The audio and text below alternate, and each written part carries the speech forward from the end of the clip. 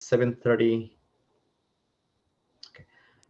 Good morning, everyone, from Kelowna, British Columbia. It's 7:30 morning here. I know back in Montreal it's 10:30, and we have a very interesting session today with two presentations. So my name is Nahid Zaman. I'm a faculty member at the University of British Columbia, Kelowna, Okanagan campus. And our panel session today, which is about built environment in the post-pandemic era, revisiting the planning doctrines. So hopefully we have very informed discussions. It will be really triggering, intriguing, and also something to take away with for our future thoughts and provocations. So I would like to hand over my responsibility to Dr. Tiziana from University of Enna, Italy. She'll be the moderator for the session. So Dr. Tiziana, please take over. Yep. Dear hello, thank you. And good afternoon from Italy. And it's my pleasure to be a part of this panel titled Community-Based Initiative and Transformational Planning. I think that we can start with the first presentation of my colleagues, Professor Naiduzaman, that come from School of Engineering of the University of British Columbia, that today presents a research titled Virtual Demands and Neoliberalism, Transformational Planning for the Post-Neoliberal and COVID Era. Thank you, Dr. Tiziana. So let me share my screen here. Is it being seen well? Yes, it is great. Okay, very good. So let me see.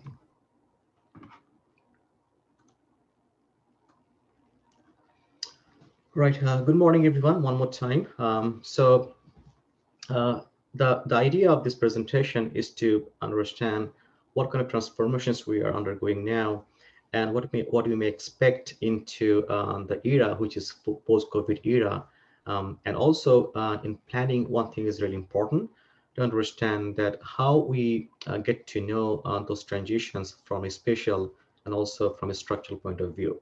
So I would like to take a point in this presentation where I would look into the contemporary doctrines where planning come into play, and I will see how neoliberal planning could be an important catalyst and how they might be changing as we go along to the part of transformation. So it will be not too long presentation as we have known already. So I'll be going through a few of the important aspects, and then in the question and comment sessions, we can discuss more on that. So when it comes to the idea of neoliberal planning, the question comes first, what is that, right? So literally, when you look at the neoliberal planning, we are trying to understand that how the demand has been physically transported towards the facility, for example, right? So in neoliberal planning, the physical manifestation of demand is the key part in which we can see how the demand has been transferred to the point of facility, for example, to the stores, right? So let's say if I need to buy someone, I need to make myself physically available and through a transportation means, and I need to go a physical means like stores to get my demand satisfied, right? So that's the idea of neoliberal planning, and this is how the entire land use settings, land use structure has been constructed accordingly, right? But at the same time, if you look at the contrast, or let's say contemporary contrast scenario where we can see there is a virtual mode as well, right? For example, let's say we can now be at home and then do the e-commercing, and the product will be coming to your doorstep without any much delay, right? So in that case, my physical demand would not be there in the process. So all things be virtual, only one trip could satisfy the demand to be coming to my doorstep, right? So we can see there is a transformation from physical demand to virtual demand, right? And that has a lot more connotations into the process of land use. At the same time, how do you think contemporary planning until this point, right? So even though there is a transformation of virtual demand, but still we can see the physical demand exists, right? So there is a coexistence of both virtual demand and physical demand, and which is undergoing certain transformation. And our take would be to see how we can understand the transformation that will be taking us to the path of future and how it may look like, right? So one thing is very interesting to look out here is that the struggle, right? Because if you look at the typical stores, they had to change their business strategy from totally physical to partially virtual. What does it mean? It means that they need to come up with the e-commerce outlet in the stores so they can be surviving well both on the physical demand, also virtual demand part, right? So that's why you can see, there is a division of the stores where they are cutting half or part of the stores has been dwindled to make sure they have investment onto the virtual part, which is e-commerce part. So they can also address the part of virtual demand through that kind of means, right? And especially the thing is quite staggering to see here is that how we can also see the showroom kind of activities going around in the store. For example, if you look at the Best Buy back in Vancouver, the showroom has been cut into half, and then they have their a showroom in which you can go, touch, look, and see things, and always come back home and let's order online, which is again e-commerce means, right? We can see those blend of immersion of business strategy where physical, virtual, and at the same time totally virtual could be coming up into the place where we can see some implications into structure. Now the question is happening that due to COVID-19 situation, what kind of visible transformation we are trying to experience here, right? So basically we are experiencing two important transformation on two threads. Number one, through e-commerce. Number two, through virtual offices, right? Literally, if you look at the stay home situation and restrictions to be out and then not to be milling around in the public spaces, that has compelled us to be staying at home, right? And then that has even surged the demand for e-commerce because that is convenient, that is affordable. At the same time, you don't need to go out, avoiding those restrictions. So in that sense, we can see in the COVID situation, there is an incredible surge of e-commerce operations and volume that has caused a lot more, I would say, think tank sharing process to see how this may lead up to into the impact process, right? So down the line, we have seen there are many stores, there are many business investments that had to go bankrupt because they did not have a chance for e-commerce outlet. For example, you can see in Canada during the last few years, Sears has been a very popular store for a long time, but they had to shut down because they could not survive because simply they didn't have e-commerce outlet. Same thing with Payless. Toys R Us also was almost bankrupt, but they have been bailed out by some other investments. So definitely we have seen such bankruptcy, loss of businesses, total shutdown. And this is only because they could not cope with the demand, which is virtual demand, and they could not have the outlet for e-commerce, which would have let them survive for a certain time. Number two is virtual offices. So we have seen, especially in COVID-19, that home becomes the center of office, right? Because, for example, in my case, I have my two kids, so they're homeschooling. I'm doing my office, literally for the 1.5 years. I don't need to go to university. I don't need to go to the classrooms. I do everything by being at home. So home becomes your office.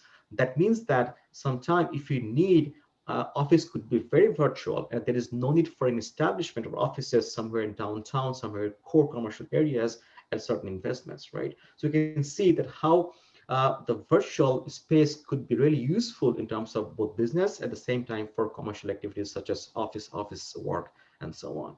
So that actually gives us a few more transformative idea that where we may have possibly led to in the future. So essentially, that we understand neoliberal planning where physical manifestations become the key part into the doctrines. On the other hand, virtual demand has totally opposite credo, right? So we can see there's a huge contrast, and that contrast actually give us a chance to understand where we may be transforming to the future, right?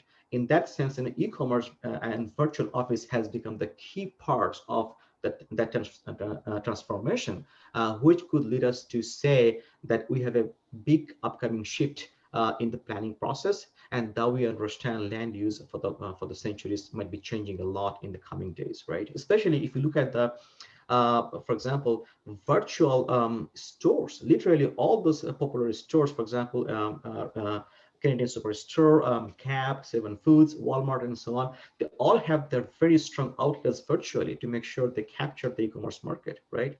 And now, there is nothing to say about Amazon or Alibaba. They are worldwide big actors when it comes to satisfying the e-commerce demand, right? At the same time, if you're looking at the food industry, even right? Instacart, for example, or Skip the Dishes has been revolutionized the way you can order the food by being at home. You don't need to go to the restaurants or by being there and sitting there at the cost of certain chance of contraction with COVID-19. You're being at home and you're ordering the food and it is coming to you in a matter of a few minutes time. So, right. So this is all virtually happening without being going there physically in those places. So it gives us a big sense of transformation of virtuality and how they may impact onto the land use part in the coming cities, for example.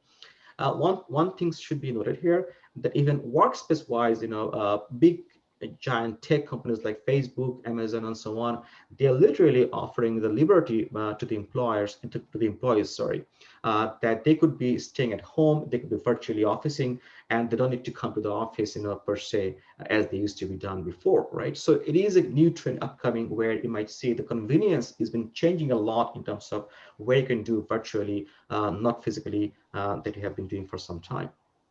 So we can see there's a new convenience being coming up, right, with this virtual process and with the transformation that we're seeing through e-commerce and also office businesses, like virtual offices, right?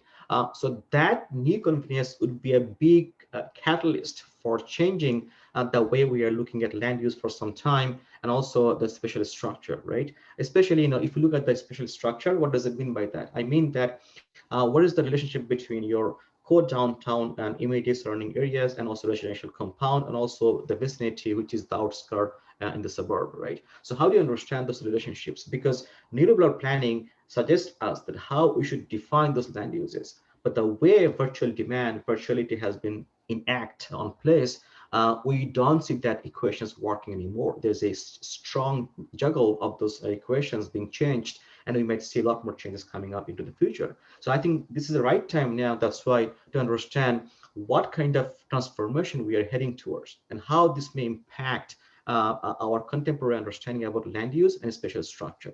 So that's why I'm calling for a big change that may happen, that may expect to happen in our future cities, where COVID-19 actually was a big scenario, has opened up for us, that how that helped us people to unleash that power of virtuality, right? At the same time, we need to challenge ourselves that contemporary planning doctrines that we are seeing for some time to play a role in setting the land use, or also planning the cities in certain way, would be changed a lot, right? So this is a good time. That's why that how we can think the post-COVID-19 era, how we can think the post-neoliberal era, in which we may expect a scenario where the chance of setting the land use structure, understanding around that, would be changing a lot. And we don't know yet in what extent, in what magnitude, but definitely this is for sure that this is happening, and they're going to be changed in the future cities. So that being said, I would like to stop here and then invite questions and comments.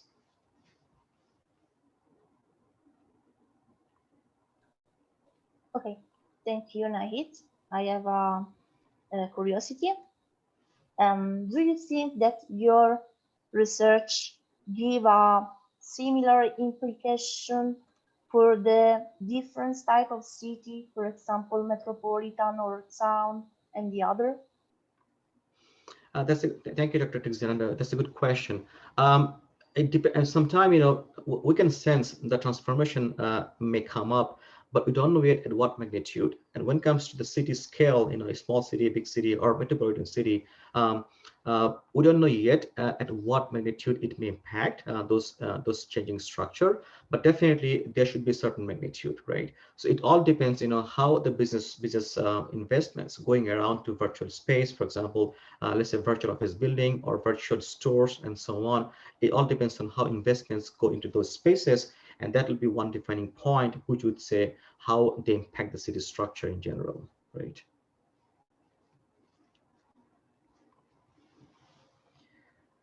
One thing to say, and this is quite interesting, at least by means of a historical trend we have seen for e-commerce and its operation, that the big cities has quite big impact when it comes to those virtualities, office buildings, and all those e-commerce structure, virtual structure. So at least in the time of pandemic, we have seen the big cities like Vancouver and so on. They had a big shift in terms of changing business strategy to cope with those virtual demand, right? So if the investment point of view, if the investors think that this is the way they could continue the business, even grow in the business in that way, this could be the trend for the future upcoming decades, right? I have another question. Do you think that these concepts are as implication for the behavioral aspects of transport demand user?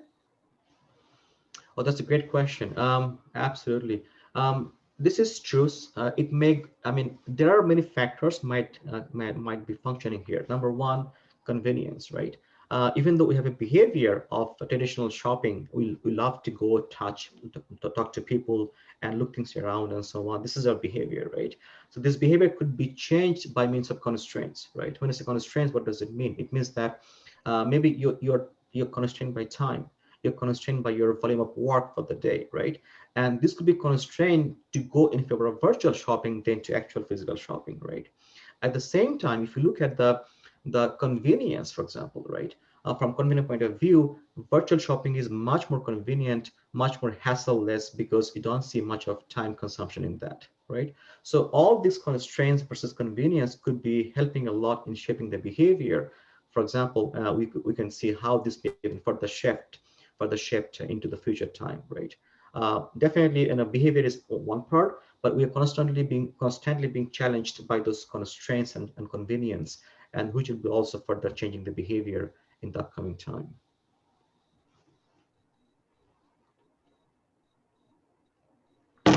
Sorry, I think there was a question in the chat. I'm not sure. No, that was me. Oh, sorry. Okay.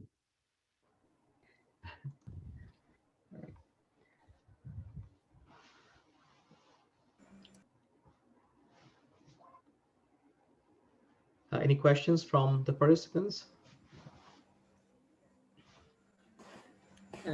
I have also a question, especially neoliberal politics or neoliberal urbanism, or what we say. So it's normally is market-based, market-driven instruments or market-based activity. So especially in the market, when it is goes to the market activities, then there is a big gap between the rich and poor. You will find. So what is your suggestions regarding this? Good, interesting question. Yeah, that's a different dimension though, but definitely it's a very interesting question. Affordability is one important issue, right? Especially, let's say, for example, if you're the user of Amazon, for example, then being the prime user, you're paying monthly subscription, right? And then you're getting things free of cost as free shipping delivery to your doorstep, right? Um, let's say a country like Canada, for example, this is not much of issue of affordability because it's not expensive per se. And if you look at the convenience point of view, then it's much convenient, much more even easier for you to get those options from Amazon, for example, right? But if you look at the other countries where there is a financial constraints involved, for example, let's say there's a disparity between low and rich kind of income groups, then it could be a question that how much they might be striving for e-commerce kind of issues, right? This is one aspect, right? On the other hand, if you look at I'm looking at from neoliberal point of view, that how this may impact these doctrines, right? So, but if you look at the point of view of virtual offices, right, which is very convenient. For example, if I take an example of the poor country, for example, like in Bangladesh, for example, right? And you can see that people are doing home officing without being able to, without needing to going to the offices physically, right? So because they have at least this infrastructure in which they have facilitated home officing and so on. So even in those countries, if they can afford to have that infrastructure for such kind of facilities, then we can see certain impact onto both land use and also spatial structure. But at the same time, when it comes to affordability, this might be variable depending on how much they're paying for those services. But I know one thing for sure, Dr. Moin, is that in poor countries like Bangladesh, India, and so on, they have actually quite affordable price, even those e-commerce servicing. So they charge a very least price. For example, if you order online food and if they come into doorstep, the charge is very minimal. So I have seen my data wise that in those countries, people are really affordable in terms of paying the fee for such e-commerce servicing, and they are better off in terms of getting the service and enjoying it. Thank you.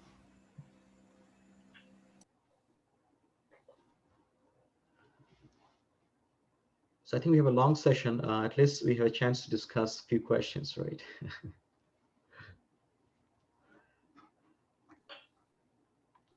Yeah. There is not other question at this moment in the chat.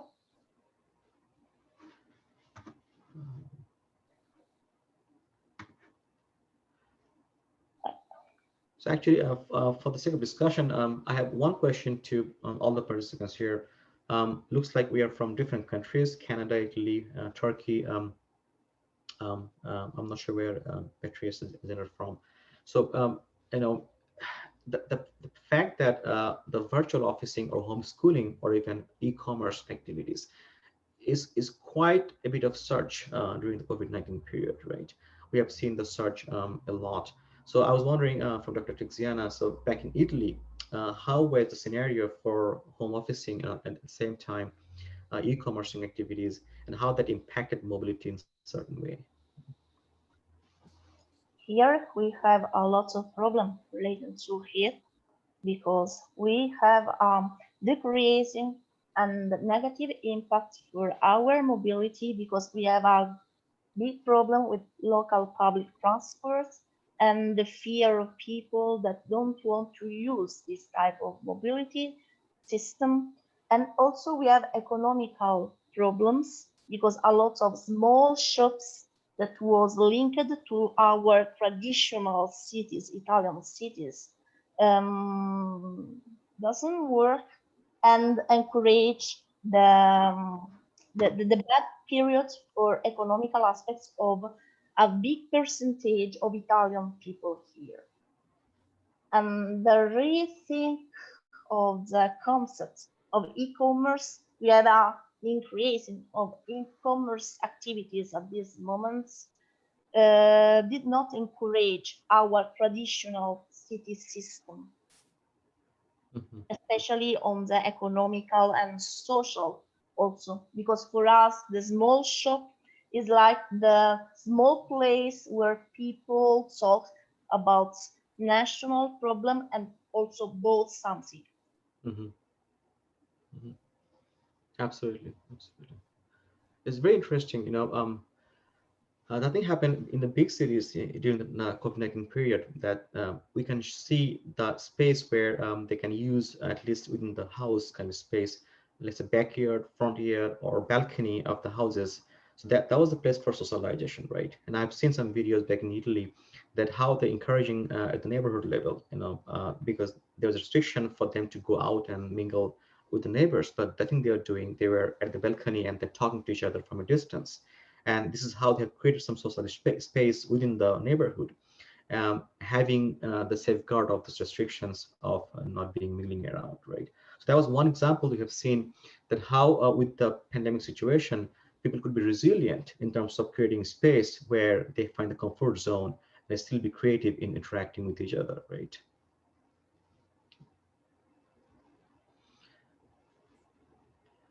Yeah. And also here, another big problem relating to the same concepts is also about technology and Wi-Fi, because we have not on the same part of Italy with similar good connection and technologies developments. And it's not simplest for us, and I think in the other part of the world, rearrange teleworking and similar virtual office if the technologies will be not encouraging for the first. True, that's very true. I mean, there's always a cost involvement, right? That how do you invest cost for infrastructure, and then how this may pay off, right? I think when it comes to infrastructure, from business point of view, this is highly, I would say, feasible investment because Imagine if you're the office owner, if you're the employer, then you need to either own or rent an office building somewhere in the important commercial area, right? And that there you have maintenance costs, rental costs, and so on. Imagine if you can somehow delegate or defragment the office services by being virtual, for example, then you're saving cost, right, on your investment, on your maintenance cost. So this is one, I would say, advantage point of view that you can see from investment perspective, which could be much more positive catalyst towards promoting the virtualization, like virtual office in the process, right? So in terms of financial feasibility, I think that's quite feasible. But the question is, as you asked before, that how this may impact our normal people as human behavior, right? Because we love to, let's say, interact. We love to see people. We love to touch things around, right? But virtuality might not be the best place where you could do that, right? But definitely there is another need might coming up in the process is that, let's say, if I'm being virtual, if I'm officing from home, and then being virtual at least 8 hours a day, so I have a higher propensity that I might need to go out after the work a lot, right? Because I need to be making sure I can enjoy the environment around, which is physically located. So in that case, we can see there might be a bigger chance for recreational activities, demand for recreational activities in place, which may even stem the need for better investment for recreation activities, either in the neighborhood or in the downtown or somewhere else, right? And this is where the discourse comes in, is that how could you see the possible scenarios of land use changes in the future cities, right? So this is, I mean, there are so many questions being involved, but regardless of how the outcome might come up, we can always see that there is a huge chance for transformation in certain directions. We don't know exactly where and which direction unless we look at the city specifically, but at least you can see the directions are there, and we may expect certain speculation of possibilities what may happen due to this virtualization process, right?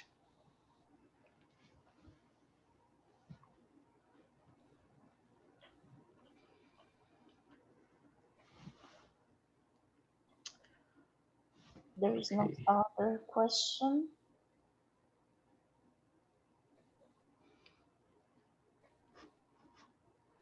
Since Dr. Moin is here, so Dr. Moin, back in Ankara, how was the situation like virtual office or e-commerce activities in there?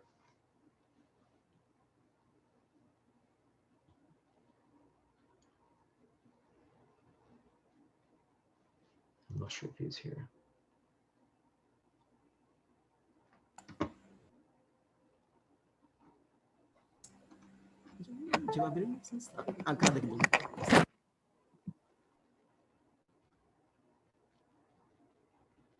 I'm not sure. Probably he's not. Yeah, not there.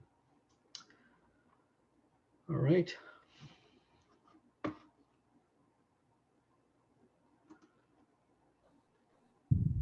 Can I interrupt a second? I just want to ask if MD Rashman or Ashik or Lay Astrid are present. I don't see them here actually, Michelle. No. Okay. Professor Harun is here, so he's the expert in this field also. So he will give answer about your question. It's virtual office and real estate and others in Ankara, especially Ankara. Sure. Thank you very much for your question. Within the Turkish case, we face two situations. One of them in Istanbul, it's a mega city of Turkey with a population of more than 80 million. So there is a huge office building in Istanbul. The vacancy rate during the COVID is around 50%. It's very huge vacancy rate. This has really affected the investment. Majority of the private companies in Istanbul and foreign companies representative or foreign investors generally prefer distance learning or online meeting. So it is affected new office development project in Istanbul case, but in Ankara, it's a capital. Majority of the office building used by the public institution. So the vacancy rate is less than Istanbul. but shared office or co-works in Istanbul and in Ankara is also affected during the COVID, because majority of the students benefit from the online education. All meetings based on online. So we will face new era in office investment in Ankara, in Turkey also, as a general. I hope we have to develop new proposal to the transformation of office building, as well as shopping center and other huge corporate central office building and so on. Absolutely. And thank you, Dr. Harun, for the nice insight. Absolutely. And back in Ankara, it was really visible. And also, if you look at other cities, for example, New York or Chicago, for example, or Vancouver, we had the same scenario here, right? So we had a higher vacancy rate for office, for example, because people had to stay home and they were officing from home. So if you look at those process of this transformational change, something is positive coming out. Number one, first of all, that if there's a need for office investments, right?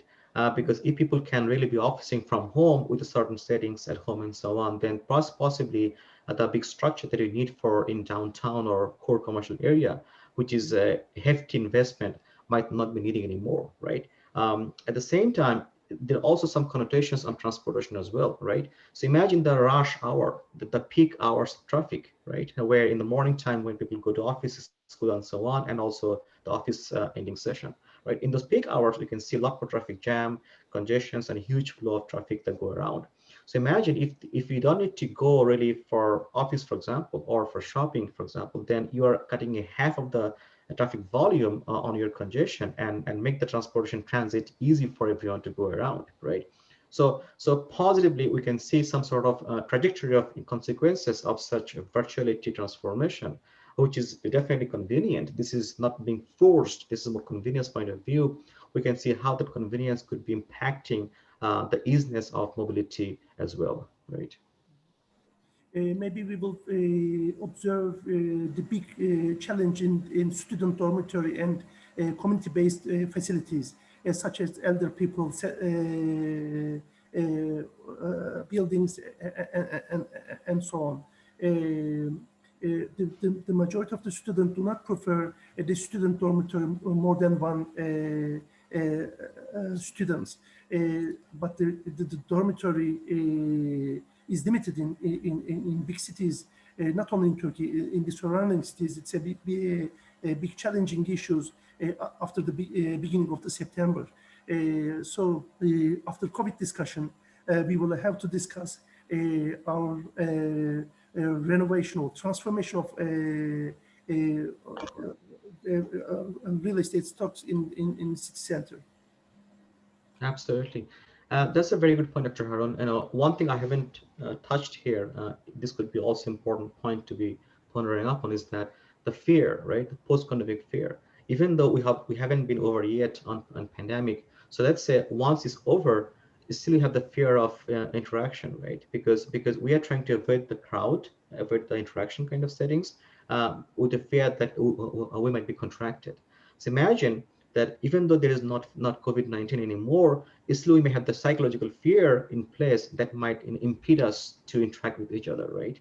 So that fear might be impacting a lot in terms of how the public space that we have for recreation and so on, they might be impacting, right? And as you said, from a real estate point of view, there's a huge transformation for the investors to see where they might find feasibility for investments, right?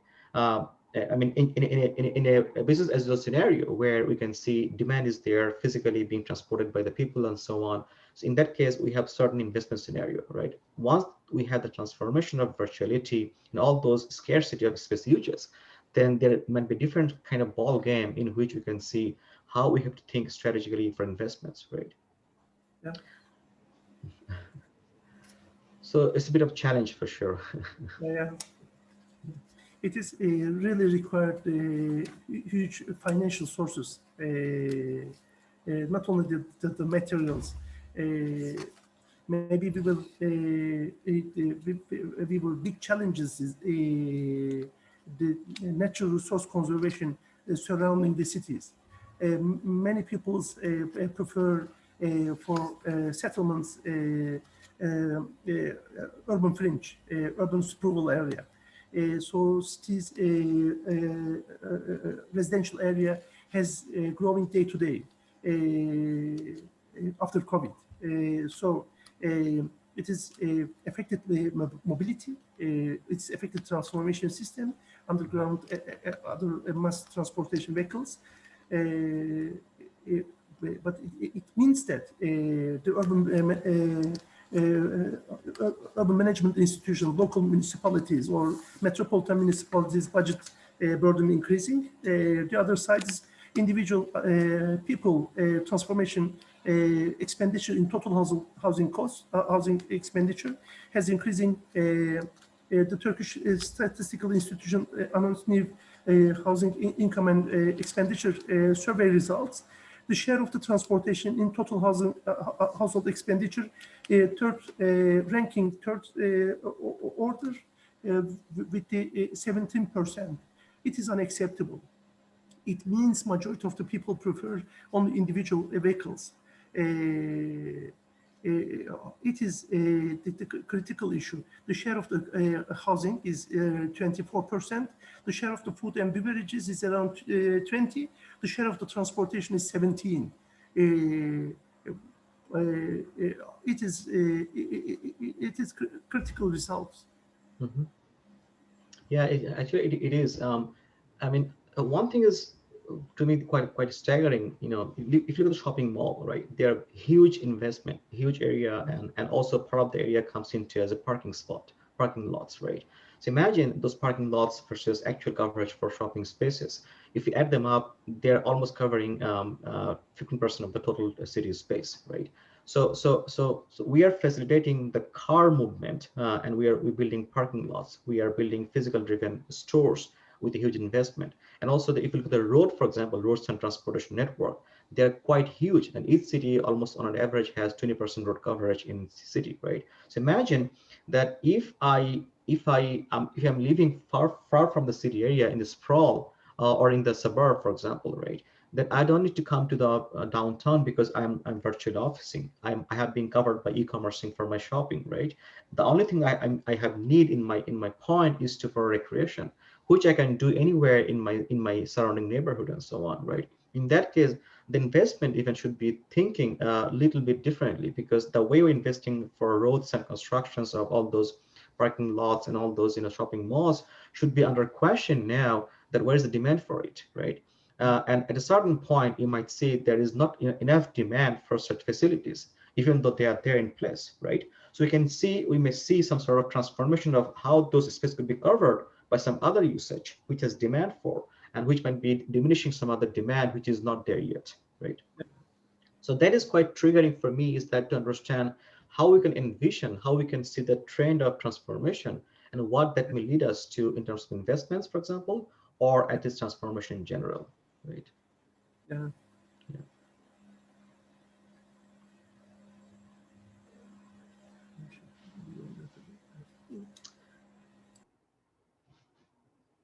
Dr. Tiziana, back to you. Yeah. There is not the second person for presentation. There is not other question on the chat. If other people has question,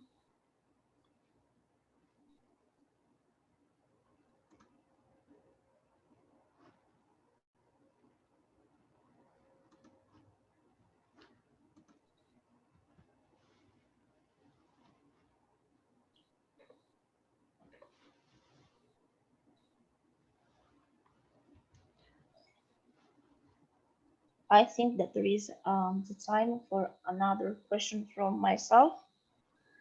And what do you think about the development of recent concept of 50 city model, and is possible to link this concept on it? Well, that's a very good question, Dr. Tiziana. Yeah. 50 city model is quite popular these days, and many cities has or trying to adopt that model into the structure, right? Um, it's definitely convenient because if I take my argumentation of virtuality versus how this may lead to transformation, so if I take this into account for 15-minute city, I can see perhaps this is quite ideal in that sense because you don't need to go far away from your home, right? You're covered by e-commerce, for example, your home officing out of many activities, and then you could be just going around within the space of your neighborhood. You don't need to go around for traveling, right? So in that sense, that city model really fits well in situations. So the thing I'm envisioning here is that rather than having a centrality, like central part of the city, and then following those commercial zones, and then following residential zones, and so on, that structure might be totally changed, totally transformed to a pockets of structure, right? Let's say kind of nodal space, node different areas, and then they're connected by roads and so on. So that nodes would be important as 15-minute city kind of nodes, for example, and they'll be self-sufficient by themselves within containing the mobility within that region, for example, right? So in some way, I mean, the discourse that we're discussing now has a positive support for your model, as you just talked to you about. Yeah.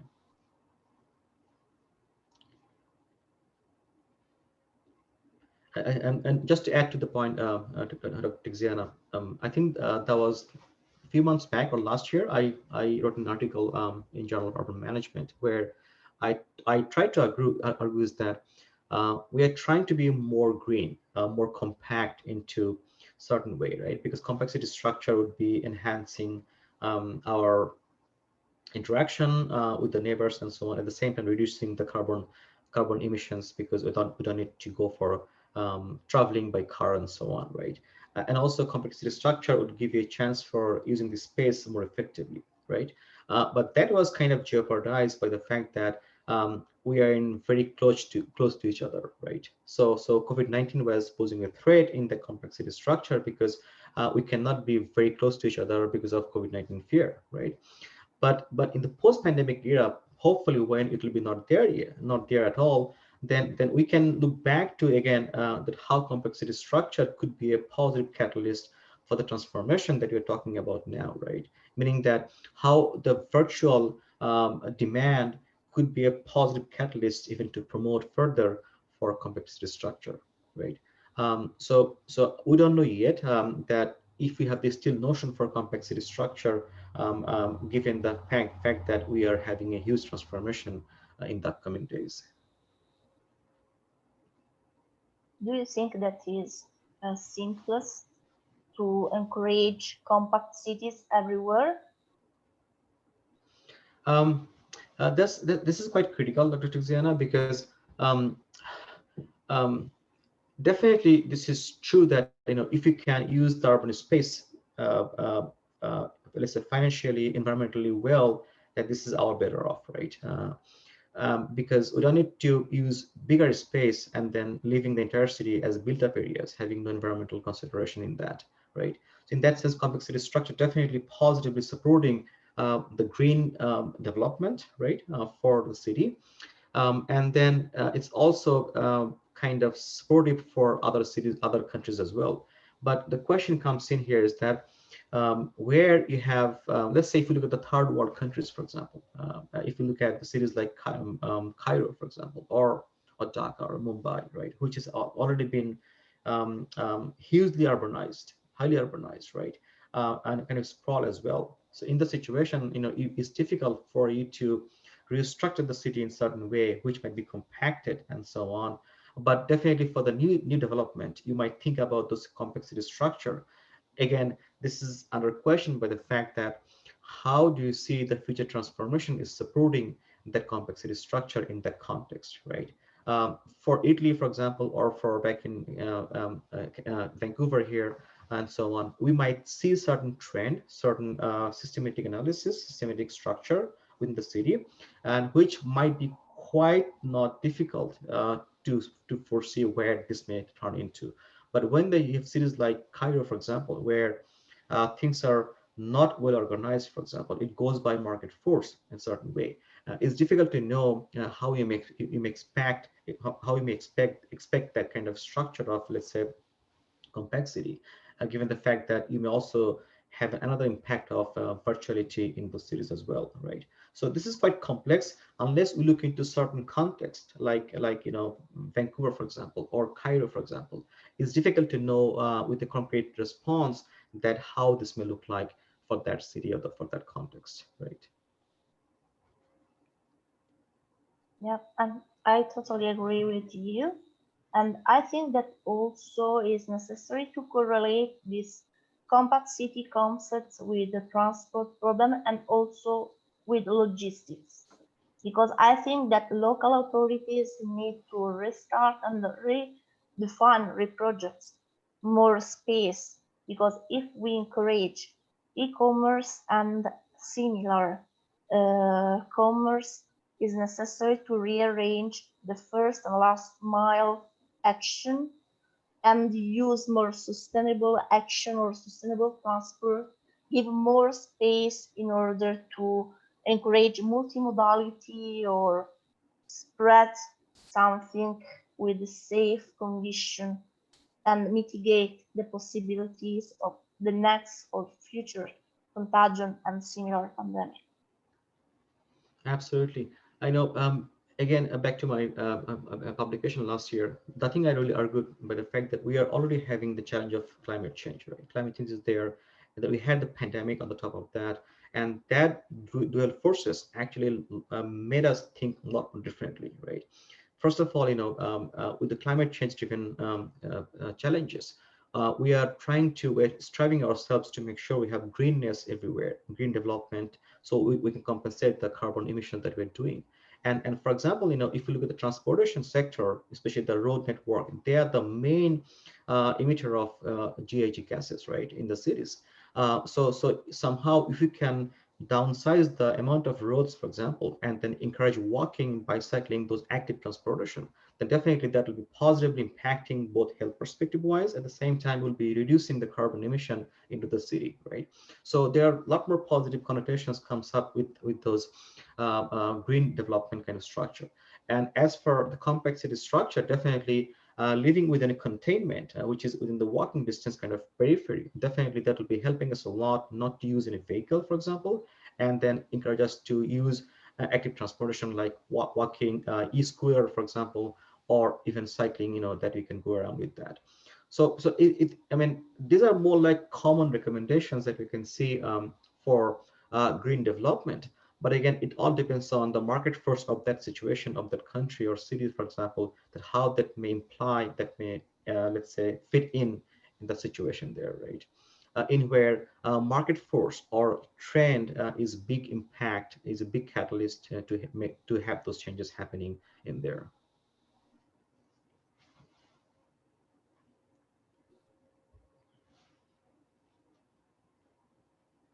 But just to add to that, surprisingly, I'm really highly fascinated by the fact that countries like Bangladesh, for example, I have seen there that even though the capital city Dhaka is highly urbanized, and I think this is one of the most urbanized cities in the world, with a huge population and infrastructure. So I think I've seen there mobility is a big crisis because of congestion and all those overcrowdedness.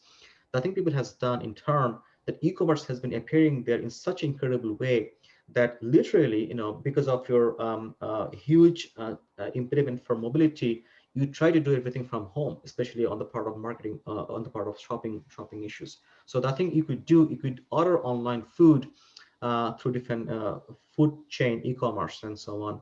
So they'll be delivering to your doorstep in half an hour time with the least cost possible, right? So I think there is some resilient strategy that we're seeing that how they can cope up with this extremely immobility situation, like in Dhaka, for example, and then they are trying to come up with certain strategy which kind of fits their lifestyle, right? And even in Dhaka, I've seen people are home officing with a good infrastructure backup, like good connections and all those networking and so on. So it is also favorably helping them not to be mobile on the road and be in the road for a long time in the under congestion, right? So the strategy that we're looking at now, for example, home officing, e-commercing, actually helping a lot those big cities where urbanization is a big problem, where mobility is a big crisis, and where you can see the lot more population growth happening, right? So in other words, generally speaking, we can see third world countries may really have a big impact on such virtual demand in general.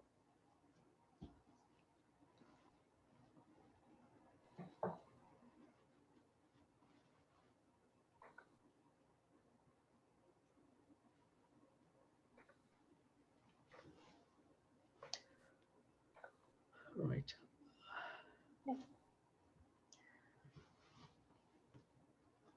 So I think that we are on time for this panel.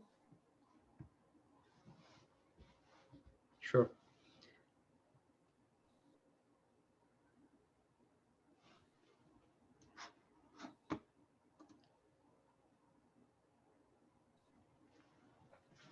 Right. Any more questions from any of the participants? No.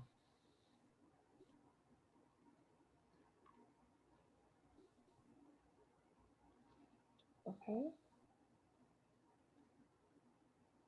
We have also 10 minutes. Mm-hmm.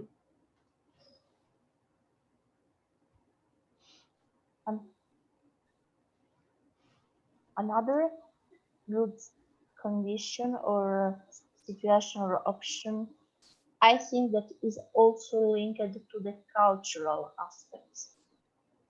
I think that the requalification and redimension or projects of our urban area give more condition linked to the social and cultural aspects, especially after COVID.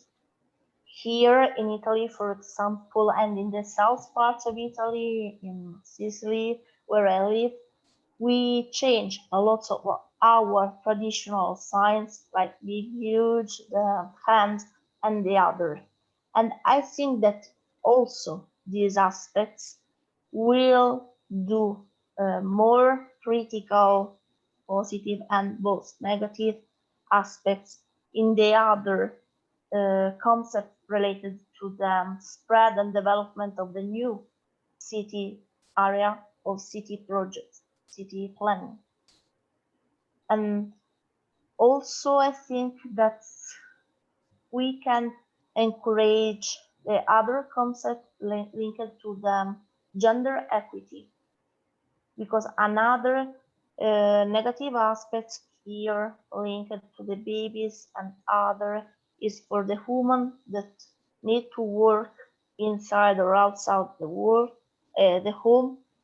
And I think that is necessary for the next or the actual local government and local authorities to rethink the open space or the space for ladies with babies and similar, in order to encourage a good work and a good production of results for job. Yeah, I totally agree with you, Dr. Tiziana, because the demand has also a gender dimension, right? As you said, and often in many countries, even advanced countries like in the US, in Canada as well, there is stigma involved when it comes to the idea of how they have been stigmatized, right? How they have been discrimination, a matter of discrimination as well, right? So in public transportation, we have seen such kind of discrimination or even some sort of hassle as well when they travel, by those public transit, right? So somebody could also understand that how the virtual office could tackle that kind of situation where they don't need to expose and they travel, by bus and so on, right? So it has certain gender dimension. When it comes to the cultural part, this is quite intriguing to me, because back in Italy for sure, or Spain, for example, in general, people there, they would like to be much more cohesive, much more interactive with the neighbors, and they would like to be in touch, literally in physical contact, to make sure that they can interact, they can converse, they can have certain kind of understanding about daily culture and so on, right? And eating food together, also a big part of cultural issues back in Italy as well, right? So definitely, even though COVID-19 has a huge restriction on that now, thing doesn't happen the way they are doing there, but at least when there will be a post-COVID situation, we can see it may happen again. And again, in terms of convenience point of view, we can see still e-commerce versus those virtual office would be a big catalyst positively working for countries like Italy, Spain as well, right? Because at the end of the day, we tend to understand that what is the convenience for me, what is good for me in general, and then how that is supporting my pocket in terms of finance, right? And if I see that if I can save money, for example, by doing those virtual activities, I'm better off, right? I have more time to do something else, which partly goes to my cultural issues, interaction, talking, mingling around, hanging around, and so on, right? So this has a lot more connotations, positive implications in different cultures as well. And you can see by context that how this virtual demand has really a good fit in those settings, right?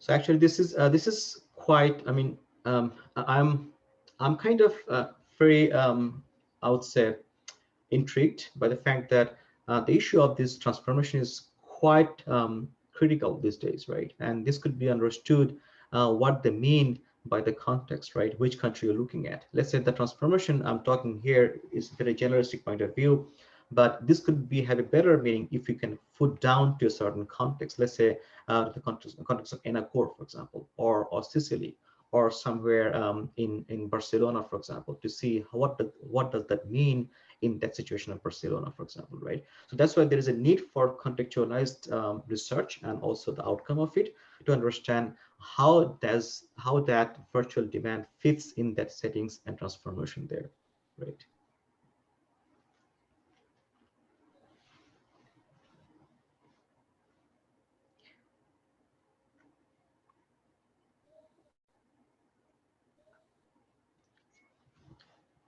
I think we're almost through, right? 8:26.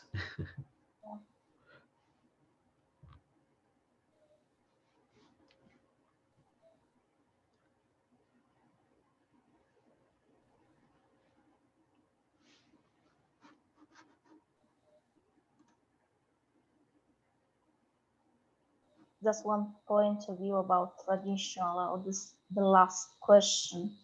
Here, just like example, we have a transformation of our traditional action and cultural system. Here we have a lot of procession, religion procession during the different part of the year. And after 2 years of pandemic situation, we need to maintain the tradition and at the same time to understand what is the better way in order to decrease the possibility of contagion and also to respect our cultural and traditional aspects. And I think in the next future, in the next cities of today and tomorrow, we need to respect this type of concepts, tradition, cultural aspects, but we need to mitigate some problems and some topics related to ONITs and encourage action that can be maintained these aspects but discourage contagion on the same way. It's not simplest because especially for the country with a big percentage of older people with another concepts of the life or the other opportunities, because for us a big percentage of old people that live in Italy don't have experience with internet or Wi-Fi, and it's not simplest to encourage total people, total population, in order to understand and think to a transformation of a new city. I think that is more simplest to plan, to projects, but the real problem is the active and the action linked to behavioral aspects and to the investigation of each population scene. Absolutely, absolutely. That's a very good point because age structure is really important factor, right? Like which age group you're looking at, and those who are, let's say, at the old age group or at least a 40 plus kind of age group, they might not have experienced IT in general, and also in terms of e-commerce activities ever, perhaps in their lifetime, right? For them, it will be difficult to understand how they may be convenient to them, right? So definitely true that we may have certain differentiated experience of those demographic structure, age cohort populations.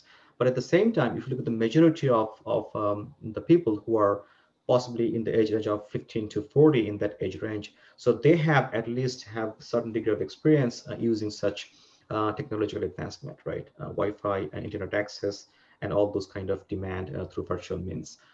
So I would say definitely there should be a certain percentage of people who would be not so comfortable, not so convenient with such transformation, but definitely with the given convenience, given fruits on the way, they will be somehow adapting this new trend because that fits their lifestyle, right?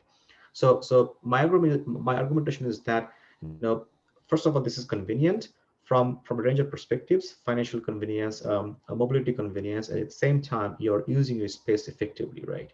And if you look at those other fruits, that you don't need to be in place where you're spending time in the congestion for hours, right? So if you add up all those pros and cons, eventually you'll be finding your way out for the positive support for this virtual demand, right?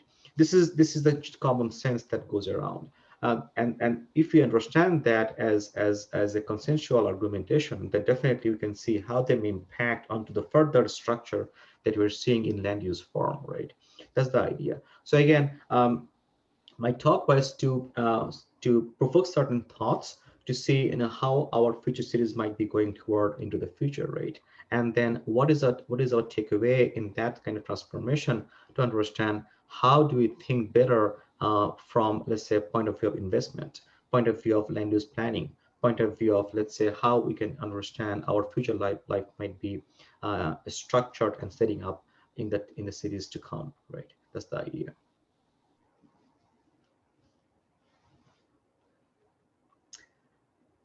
I think that now is all.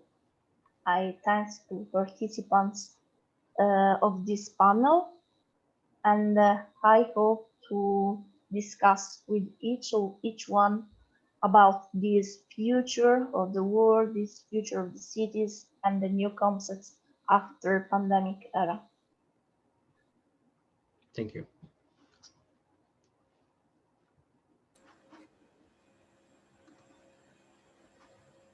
Thank you.